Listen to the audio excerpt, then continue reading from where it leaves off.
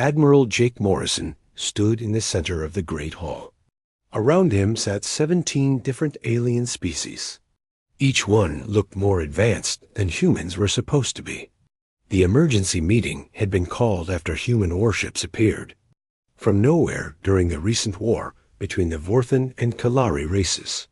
The 3-year conflict had ended in just a few hours. Council Speaker Zeth Kar rose from his crystal throne. His body was made of living crystal that sparkled within her. Light. Admiral Morrison, his voice echoed through the chamber, explain to us how your primitive species developed ships that can pass through our shields and weapons. Morrison kept his face calm. 3 years ago, the council had laughed when humans asked join. Ambassador Kevin Ross had been mocked and dismissed. They called humans barely spacefaring primitives who had no business among the stars. Now those same beings sat in shocked silence. Captain Harper will explain our technology. Morrison said. Captain Lisa Harper stepped forward. She was nervous, but tried not to show it. We discovered how to use dark matter, she said simply. The chamber erupted in shocked whispers. Dark matter made up most of the universe, but no species had ever learned to control it. It was invisible and passed through normal matter like it wasn't there. Impossible, General Vexthal growled. His 6 arms waved in anger. Dark matter cannot be controlled. We have tried for 1,000 years. Harper pulled out a small device. This is a dark matter scanner. It can detect and track dark matter particles. She pressed the button. A device hummed softly. Right now, there are dark matter streams passing through this station, through your bodies, through everything. The aliens shifted uncomfortably in their seats. 3 years ago, your mining corporations came to our Jupiter system, Harper continued. They started taking resources without permission. We had to defend ourselves. Morrison remembered that day clearly. The hegemony mining ships had arrived with weapons and shields far beyond human technology. Earth's leaders had been helpless. The aliens could have destroyed every human ship without effort. We were desperate, Harper said. Dr. Nathan Cross and his team were working on asteroid detection systems. They discovered that dark matter could be shaped and controlled with the right energy fields. Show us proof, Zeth Kar demanded. Harper nodded to Morrison. The Admiral touched a small device on his wrist. You, HS Spectre, please reveal yourself. The air in the center of the chamber began to shimmer. Slowly, a human spacecraft materialized. It was sleek and black, about the size of a small fighter. The aliens gasped as it became solid. The Spectre has been here the entire time, Morrison said. It passed through your station's hall, then entered this chamber. Your sensors never detected it. The ship's pilot, Captain Danny Walsh, spoke through the comm system. I could have landed on any of your ships. I could have walked through your defenses. Your weapons cannot touch us when we phase. General Vexthal stood up, his multiple, eyes wide with fear. This changes everything. If humans can build ships from dark matter, what else can they do? Morrison had been waiting for this question. Our dark matter ships can become completely invisible. They can pass through solid matter at will. They can appear anywhere without warning. During the Vorthan-Kalari War, Harper added, we sent 12 dark matter ships to stop the fighting. They phased through both fleets and disabled the weapon systems without harming anyone. The war ended because both sides realized they were helpless. The chamber fell silent. Morrison could see fear in the aliens' eyes. They had always been the advanced ones. They had the superior technology and weapons. Now they realized that humans could strike them anytime, anywhere, and they would never see it coming. Council. Speaker Zeth Kar's crystal body dimmed. This is ... troubling news. Your species has developed technology that makes our defenses worthless. We only use it for defense, Morrison said firmly. We stopped a war and saved millions of lives. But you could do more, Vexthel said. You could attack any world, any fleet, any station. We would be helpless. Morrison nodded slowly. Yes, we could. The honesty of his answer shocked the chamber. Other species would have lied or made excuses. Humans simply stated the facts. Therefore, Sithkar announced, humanity must share this technology with the Galactic Council. We cannot allow one species to hold such power alone. No, Morrison said simply. No. Sethkar's voice rose in anger. This is not a request, Admiral. This is a demand from the Galactic Council, and I am refusing, Morrison replied. We will not share our dark matter technology. The chamber erupted in angry voices. Aliens shouted threats and demands. Morrison stood quietly in the center of the storm. Unmoved. Finally, Sethkar called for silence. Then you leave us no choice. The Galactic Council hereby demands that humanity provide full technical specifications of your dark matter technology within 7 standard days. If you refuse, we will quarantine all human systems. No trade, no communication, no travel. You will be cut off from the galaxy. Morrison smiled grimly. You can try. Admiral, Sethkar warned, do not test us. We may not have your dark matter ships, but we have thousands of conventional warships. We can blockade your systems. With what? Morrison asked. You cannot. See our ships. You cannot track them. You cannot hit them. How will you blockade something that can appear and disappear at will? The truth of his words sank in. The aliens realized their threats were empty. Their massive fleets were useless against an enemy they could not fight. 7 days, Sethkar repeated, but his voice lacked conviction. You have 7 days to comply. Morrison activated his communicator. UHS Spectre, prepare for departure. The small ship in the chamber began to fade. Within seconds, it was gone. 7 days, Morrison agreed. Then you will have humanity's answer. He turned and walked toward the exit. The aliens watched him go, knowing their galaxy had changed forever. Humanity was no longer the primitive species they could ignore.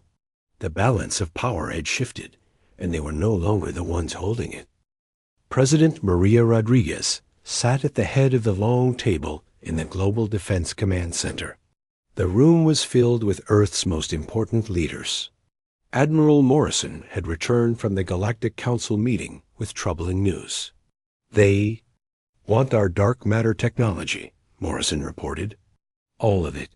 Complete specifications within 7 days, or they will try to quarantine our systems. Dr. Nathan Cross shook his head.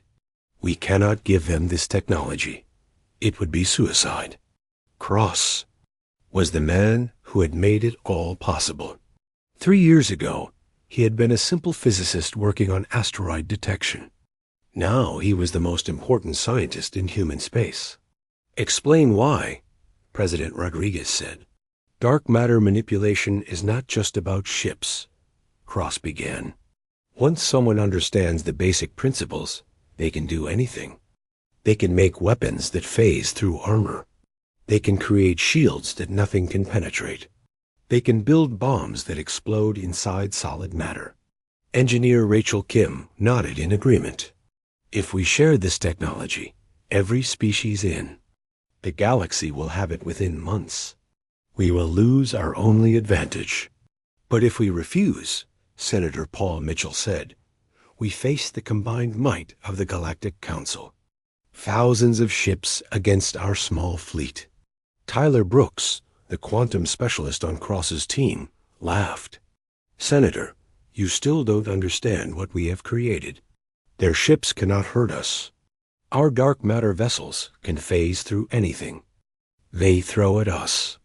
President Rodriguez turned to Captain Danny Walsh. Captain, you commanded the first successful test. Tell us what our ships can really do. Walsh stood up. Madam President, The UHS Spectre can become completely invisible to all sensors.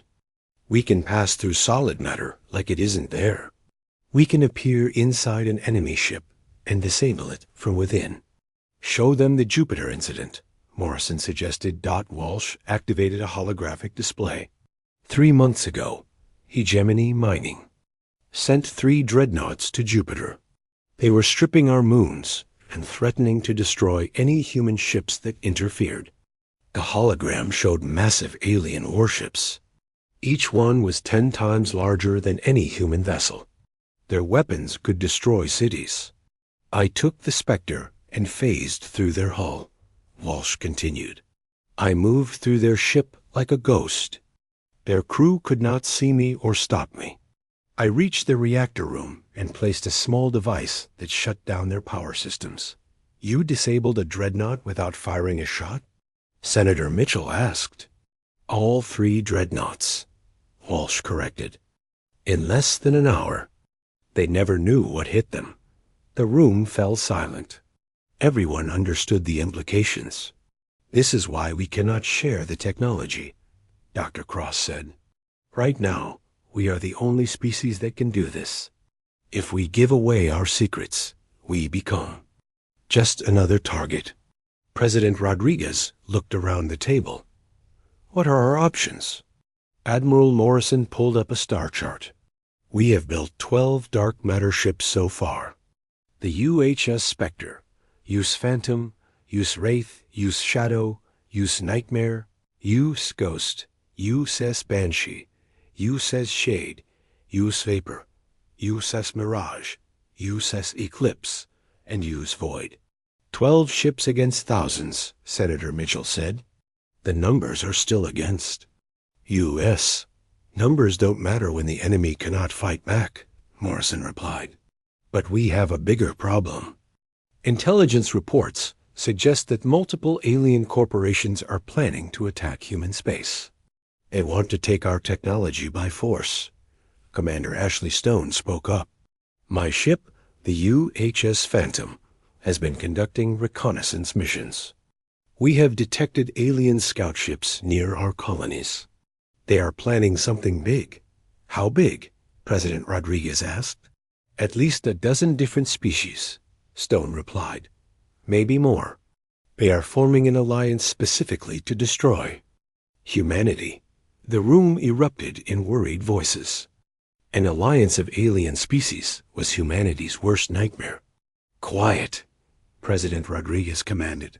Dr. Cross, how quickly can we build more ships? We have the technology, Cross said. But building dark matter ships requires special materials and equipment. We can maybe produce 2 or 3 more ships per month. That's not enough, Morrison said. If they attack in force, we need more ships. What about other applications? President Rodriguez asked. Captain Walsh mentioned that we could do more than just build ships. Tyler Brooks stepped forward. We have been working on personal dark matter generators. Small devices that allow a person to phase through matter. We could create soldiers who can walk through walls.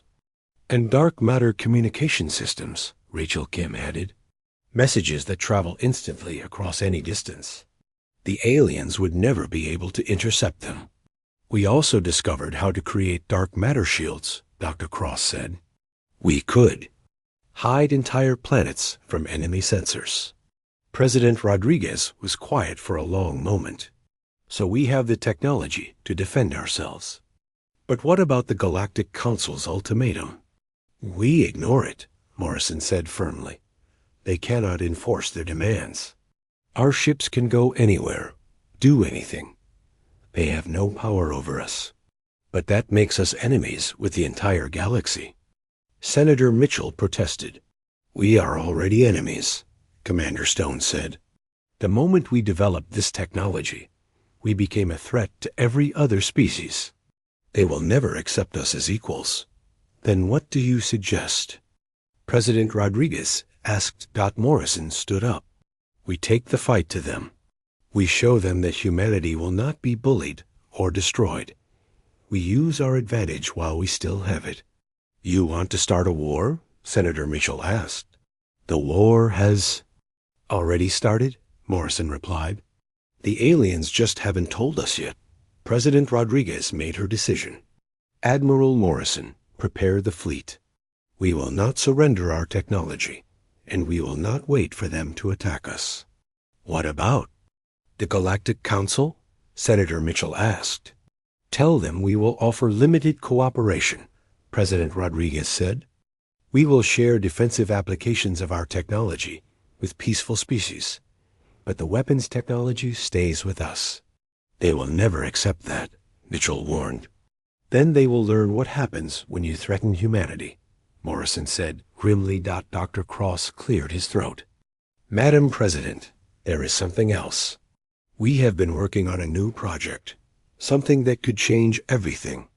What kind of project? She asked.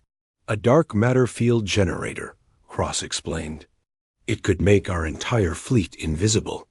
Simultaneously. No sensors in the galaxy could detect us. How long until it's ready? Morrison asked. 2 weeks, Cross said. Maybe less if we push hard. President Rodriguez nodded. Do it. Admiral Morrison, take the fleet back to the Galactic Council. Give them our answer. Yes, Madam President. As the meeting ended, everyone understood that humanity had crossed a line. They were no longer the weak species begging for acceptance. They were a power that could challenge the entire galaxy. The question was whether the galaxy was ready for that challenge. The human fleet arrived at Nexus Prime exactly 7 days after the ultimatum. But they did not come as the Galactic Council expected.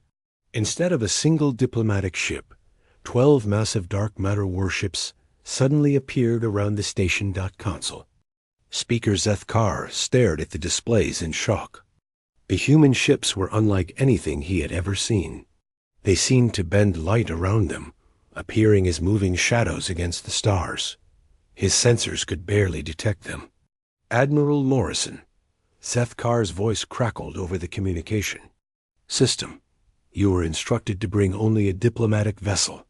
Morrison's reply came from the flagship UHS Phantom. We brought what we felt was necessary for this conversation. You are ordered to maintain distance from the station, Zeth Carr commanded. Do not approach. That's interesting, Morrison said, but we have a different plan. Commander Ashley. Stone, captain of the UHS Phantom, received her orders.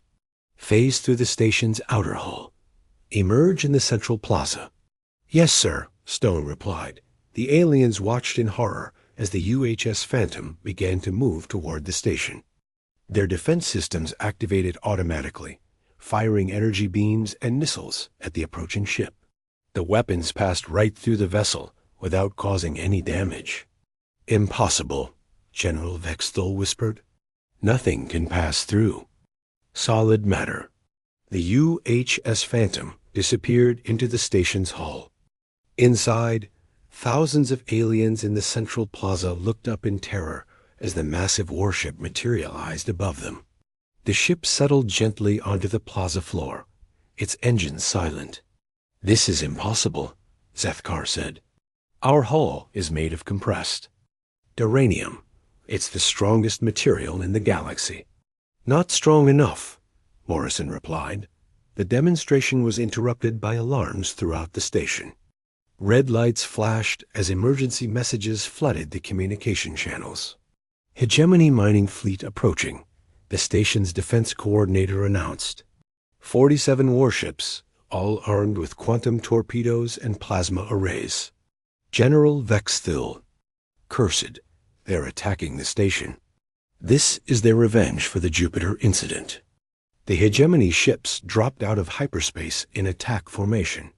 Their commander, Admiral Korthvis, broadcast a message to the station. Surrender the human Admiral Morrison and his crew, the alien demanded. They have stolen our rightful property and must face justice. We are a neutral station, Zeth Carr replied. You cannot attack us. We can and we will, Korthvis said. Our contract with the Galactic Council allows us to pursue thieves and criminals. The first wave of hegemony ships began their attack. Quantum torpedoes slammed into the station's shields.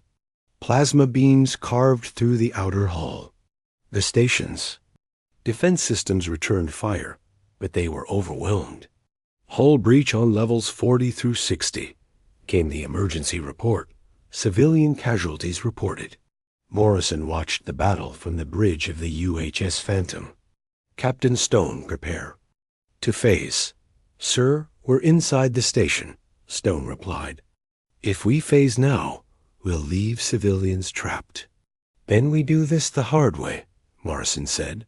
He activated the fleet communication system. All ships, engage the hegemony fleet. Disable their weapons and engines. Try not to kill them.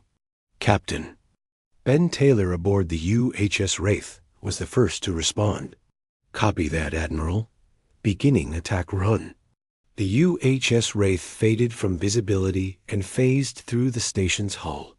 It emerged in the middle of the hegemony fleet, invisible to their sensors. Taylor guided his ship through the hull of the nearest enemy vessel. Inside the hegemony dreadnought, Taylor reported. Moving to the engine room. The hegemony crew could not see or stop the human ship. Taylor used dark matter disruptors to disable the ship's main engines. The massive vessel went dead in space, its weapons falling silent. One down, Taylor said. Meanwhile, Commander Stone faced a different challenge. Hundreds of aliens were trapped in collapsed sections of the station. Their rescue ships could not reach them through the debris. We can reach them, Stone's navigator said. We can phase through the wreckage. Do it, Stone ordered. The UHS Phantom began moving through the station's damaged sections. They found groups of trapped aliens and used their ship's tractor beams to pull them to safety. The aliens were amazed to see the human ship appear like a ghost, save their lives, and disappear again. Outside, the battle continued. Captain Danny Walsh in the UHS Spectre was disabling hegemony ships as fast as he could find them. His ship would phase through an enemy vessel, disable its weapons, and move on to the next target. This is incredible, General Vexthal said as he watched the battle. The humans are fighting 47 ships at once, and they're winning. They're not just winning, Sethkar corrected. They're toying with them. Admiral Korthvis was becoming desperate. Half his fleet was disabled, and he could not even see the enemy ships.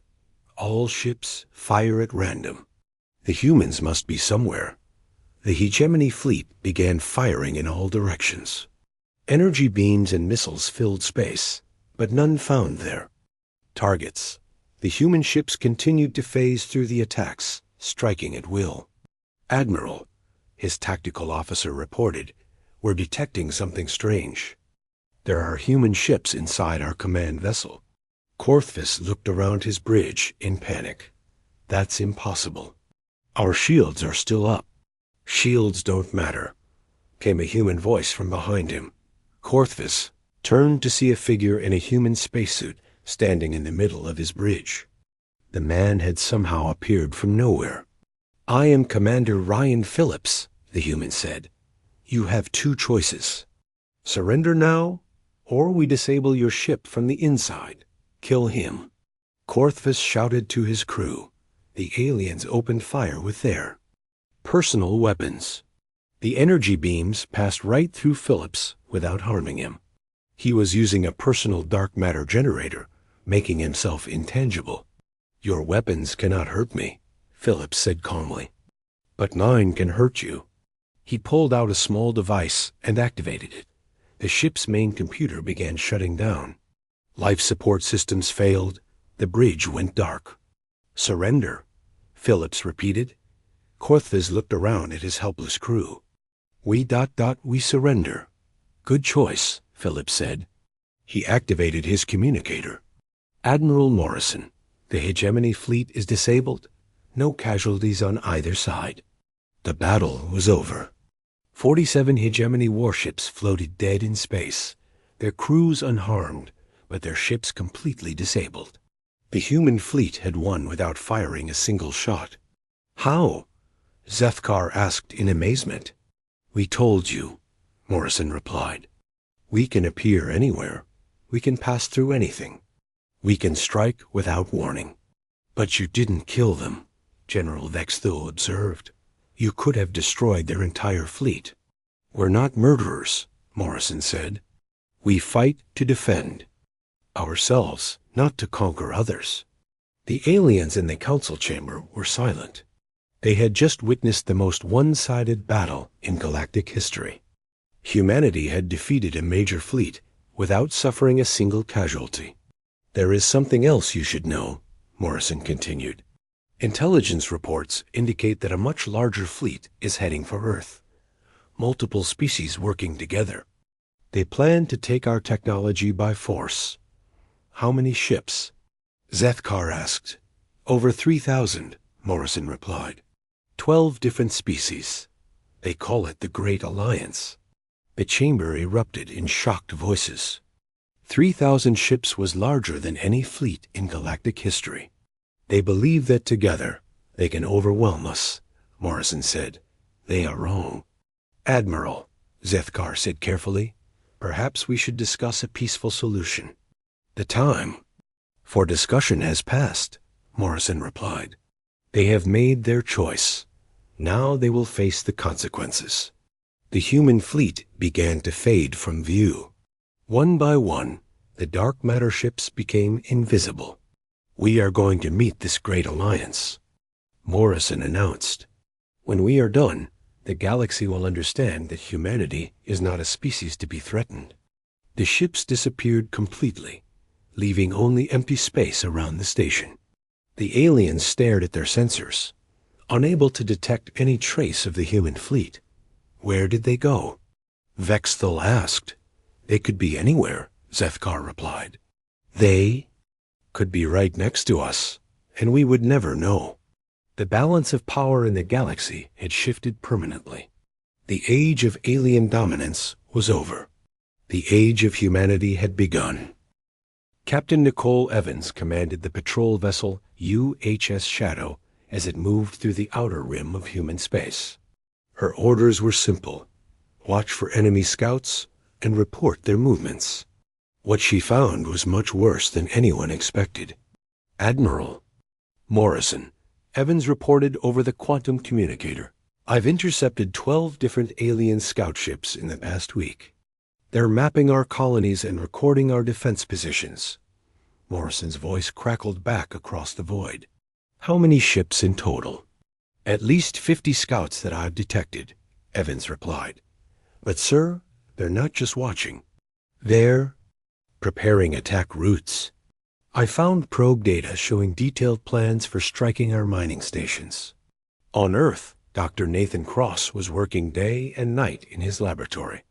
The invasion was coming, and humanity needed new weapons. His team had expanded to include dozens of the best scientists from across human space. Dr. Cross called physicist Lara Chan from across the lab. The dark matter shield generator is ready for testing. Cross hurried over to examine the device. It was about the size of a small car, covered in complex machinery. Show me how it works. Watch this, said engineer Marcus Johnson. He activated the device and pointed it at a nearby wall. The wall seemed to shimmer and then disappeared completely. The shield makes anything behind it invisible to all sensors. Even our own. Incredible, Cross breathed. We could hide entire planets with this technology. We've also completed the dark matter communicator network, Chan added. Messages can now travel instantly between any human colony. The aliens will never be able to intercept our communications. Meanwhile, Commander Ryan Phillips was preparing his dark matter marines for the coming battle. His soldiers were the first humans to use personal dark matter generators. They could phase through solid matter just like the ships. Listen up, Phillips told his squad. Intelligence shows that the Great Alliance has over 3,000 ships. They're planning to attack Earth directly. Sergeant Lisa Torres raised her hand. Commander, how do we fight that many ships? We don't fight the ships, Phillips replied. We fight the people inside them. We phase through their hulls, disable their systems, and capture their commanders. What about their weapons? Asked Private Mike Johnson. Phillips smiled grimly. Their weapons can't hurt us when we're phased, but our weapons can hurt them when we're solid. We can appear anywhere, strike without warning, and disappear before they can react. The squad practiced their phasing techniques. They walked through walls, floors, and ceilings as if they were made of air. It was still strange to see, even for Phillips. Back on Earth, political tensions were rising. Governor Helen Parker of the Mars colonies was demanding immediate action. We should strike first, Parker argued during a video conference with Earth's leaders. Why wait for them to attack us? Colony Administrator Steve Wright disagreed. We should try diplomacy. Maybe. We can negotiate a peaceful solution. Negotiate with who? Parker shot back. 12 different species are coming to destroy us. You can't negotiate with that. President Rodriguez listened to the debate with growing concern. What does intelligence tell us about their plans? Admiral Norrison pulled up a holographic display. The Great Alliance Fleet is gathering in the Kepler 442 system. They're calling it the largest military force in galactic history. Who's leading them?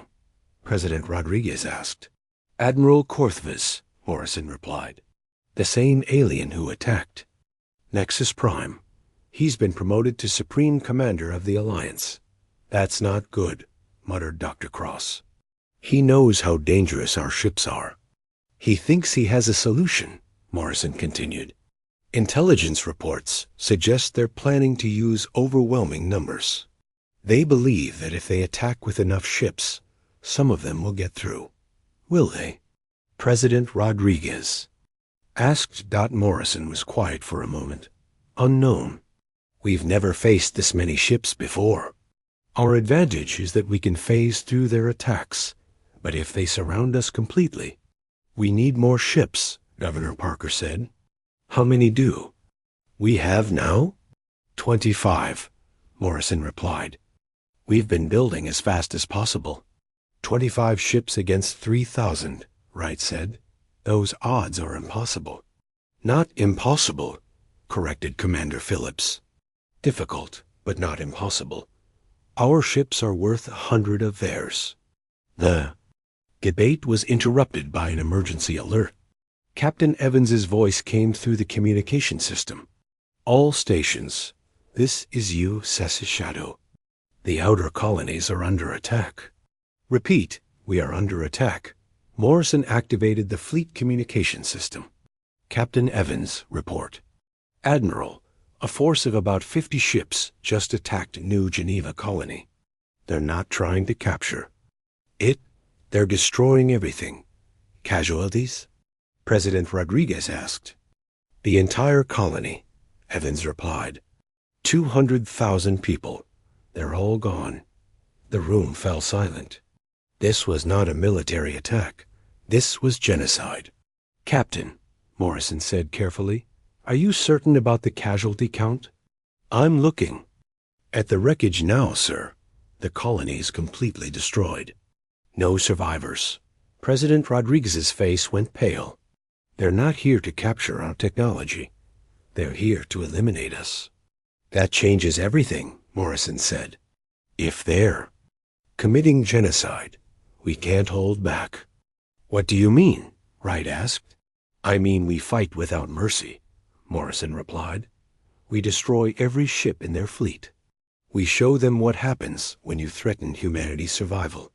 Dr. Cross spoke up. Admiral, the dark matter field generator is ready. It can make our entire fleet invisible simultaneously. How long can it maintain the field? Morrison asked. Several hours, Cross replied. Long enough for a major battle. Then we use it, Morrison decided. We'll let them come to us, then strike when they least expect it. Commander Phillips stepped forward. Admiral, Request permission to take my Marines behind enemy lines. We can gather intelligence and cause havoc in their fleet. Granted, Morrison. Sighed, but Phillips, be careful. If they're willing to commit genocide, they won't hesitate to kill prisoners. Understood, sir. President Rodriguez stood up. Admiral Morrison, you have full authority to defend humanity by any means necessary. No restrictions, no limits. Thank you, Madam President. As the meeting ended, everyone understood that the war had begun. The Great Alliance had fired the first shot by destroying New Geneva Colony. Now humanity would respond with everything. They had Captain Evans continued her patrol, watching as more alien ships gathered in the darkness. The enemy fleet was growing larger every day. Soon, it would move against Earth itself. Admiral, Evans reported, I'm detecting massive energy signatures in the Kepler 442 system. They're preparing to move. How long do we have? Morrison asked. Maybe a week, Evans replied. Then they'll be here. Morrison looked at the star charts showing human space. Earth, Mars, the outer colonies, all of it was about to become a battlefield. All ships prepare for war, he ordered. We're going to meet them in deep space. We're going to end this before it reaches our worlds. The human fleet began to move. 25 dark matter ships against 3,000 conventional warships. It should have been impossible odds, but humanity had learned something important in their short time among the stars. Advanced technology meant nothing if you couldn't use it properly. The aliens had bigger ships and more powerful weapons. Humans had something better. They had desperation, determination, and the willingness to do whatever it took to survive. The Great Alliance was about to learn why that made all the difference. The Great Alliance fleet gathered in the Kepler 442 system like a storm of metal and fire. Over 3,000 ships from 12 different species had come together for one purpose: to destroy humanity before their dark matter technology could spread. Admiral Morrison stood on the bridge of the UHS Phantom, watching the enemy fleet through long-range sensors. The alien ships stretched across space like a deadly constellation. Each one was larger and more powerful than any human vessel. Sir, reported Captain Stone, final count shows 3,247 enemy ships. They have dreadnoughts, battle cruisers, destroyers, and fighter squadrons. And we have 50 ships, Morrison replied. The human fleet had grown in the past week as more dark matter vessels came online. Admiral, came Dr. Cross's voice over the communication system, the dark matter field generator is ready. When activated, it will make our entire fleet invisible to all sensors. How long can you maintain it? Morrison asked. 6 hours maximum, Cross replied. After that, we'll need to recharge. That should be enough, Morrison said. He activated the fleet communication system. All ships, this is Admiral Morrison. Today we face the largest military force in galactic history. They come here to destroy us, to wipe humanity from the stars. The communication channel was silent as 50 ship captains listened to their commander. But they have made a mistake. Morrison continued. They think numbers matter. They think bigger ships and stronger weapons will win this battle. They are wrong. Captain Danny Walsh, now commanding the UHS Nightmare, smiled grimly. Ready to show them what human ships can do, Admiral. We fight not just for ourselves, Morrison said, but for every human colony, every human child, every human dream of reaching the stars. We fight for the future of our species.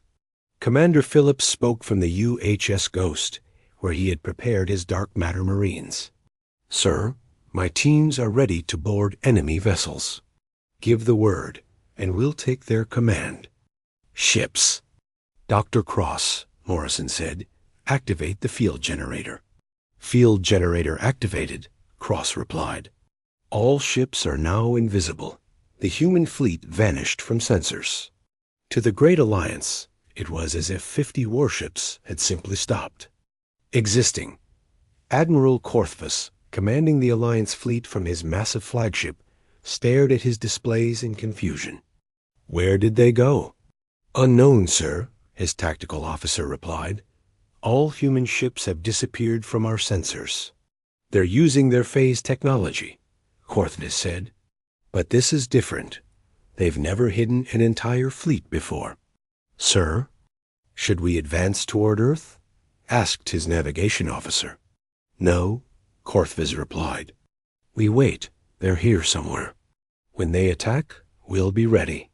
But the Alliance had no idea where the attack would come from. The human fleet moved through space like ghosts. Completely invisible to their enemies, Morrison divided his forces into 3 groups.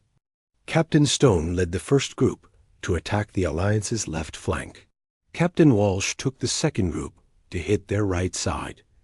Morrison kept the third group to strike at their center. Remember, Morrison told his captains, we're not trying to destroy every ship. We disable their weapons and engines. We want them to surrender, not die. Understood, Admiral, Stone replied, beginning attack run. A battle began without warning. Human ships suddenly materialized inside the Alliance. Formation, phasing through enemy hulls to strike at critical systems. The aliens found themselves under attack by enemies they could not see or track. Captain Stone guided the UHS Phantom through the hull of a massive alien dreadnought, targeting their main weapons array, she reported. Dark matter disruptors fired, and the ship's primary guns went silent. Meanwhile, Captain Walsh was having similar success on the other side of the fleet. UHS Nightmare to all ships. I've disabled 6 cruisers. Moving to the next target. The Alliance fleet fired desperately into space, hoping to hit something. Energy beams and missiles filled the void, but they struck nothing but empty space. The human ships continued to phase through the attacks, appearing and disappearing at will. This is impossible. Korthvis shouted. How do we fight an enemy we cannot see? Commander Phillips had boarded the Alliance flagship with his Marines. They phased through the hull and appeared on the bridge like ghosts. Admiral Korthvis, Phillips said calmly, I suggest you surrender. Korthvis drew his weapon. Never. Security, kill the humans. The alien guards opened fire, but their energy beams passed harmlessly through the phased Marines. Phillips activated his personal shield and became solid just long enough to fire his weapon. The stun blast knocked. Korthvis unconscious. Bridge secured, Phillips reported. Enemy commander is captured. Across the battlefield, similar scenes played out on dozens of ships. Human Marines appeared on enemy bridges, disabled their commanders, and took control of their vessels. Admiral, reported Captain Stone, we've disabled over 400 ships. The enemy formation is collapsing.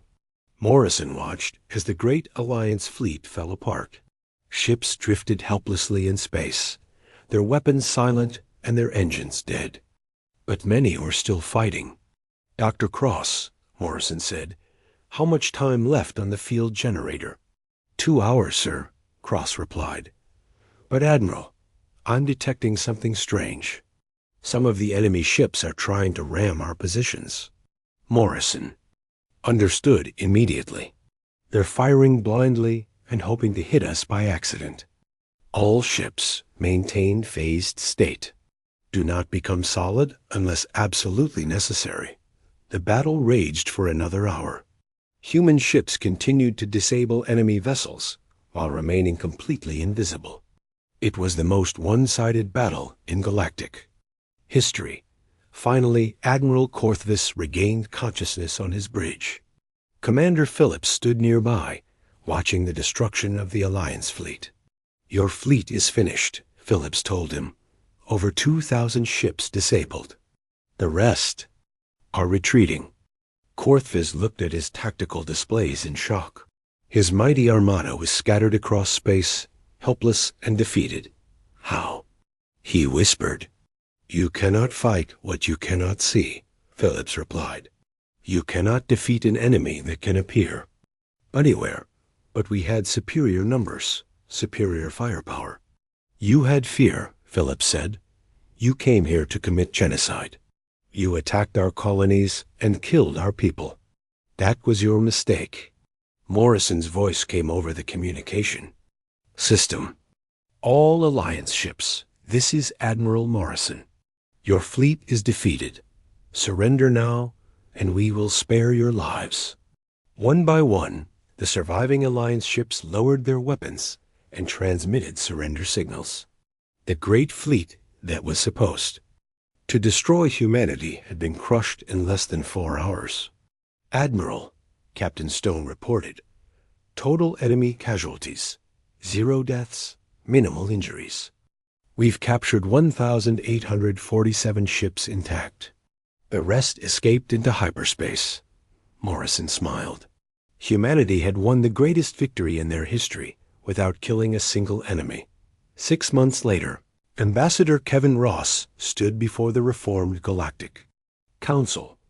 The same chamber where he had once been laughed at now listened to his every word with respect. The Galactic Council recognizes humanity as a founding member, Council Speaker Zeth Kar announced, with full voting rights and veto power over military actions. The alien representatives approved the motion unanimously. They had little choice. Humanity now possessed the most powerful fleet in the galaxy. In return, Ross said, humanity agrees to share defensive applications of dark matter technology with peaceful species. We will also provide protection for any world threatened by aggression. General Vexthal, who had once dismissed humans as primitives, now served as humanity's military liaison. The Dark Matter Defense Corps stands ready to maintain galactic peace, he announced. President Rodriguez watched the ceremony from Earth with satisfaction. Humanity had not only survived, but had become the galaxy's protector. Dr. Cross continued his research, but now his focus was on peaceful applications. Dark matter shields protected colony worlds. Dark matter communicators connected distant civilizations. Dark matter transportation made travel across the galaxy instant and safe. Admiral Morrison established patrol fleets throughout human space. The dark matter ships served as a reminder that humanity would never again be threatened with extinction. The galaxy had learned an important lesson. Advanced technology meant nothing without the will to use it properly. The aliens had bigger ships and more powerful weapons, but humans had something more valuable: the determination to protect what they loved. Captain Stone, now promoted to Admiral, commanded the new Galactic Peace Force. Her ships patrolled the old trade routes, ensuring that no species could threaten another. It's strange, she said to Morrison during one of their meetings. A few years ago, we were begging for acceptance. Now we're the ones keeping the peace. Power brings responsibility, Morrison replied. We have the strongest fleet in the galaxy. That means we have to use it wisely. The final scene took place in the same council chamber where humanity's journey had begun. Ambassador Ross presided over a peaceful assembly where conflicts were resolved through negotiation rather than warfare. The motion to establish trade agreements between the Vorthan and Kalari systems is approved, Ross announced. The two species that had once been at war now worked together in peace. Outside the chamber, the UHS Phantom drifted silently in space. Invisible to all sensors, it watched over the proceedings like a guardian angel. The age of alien dominance was over. The age of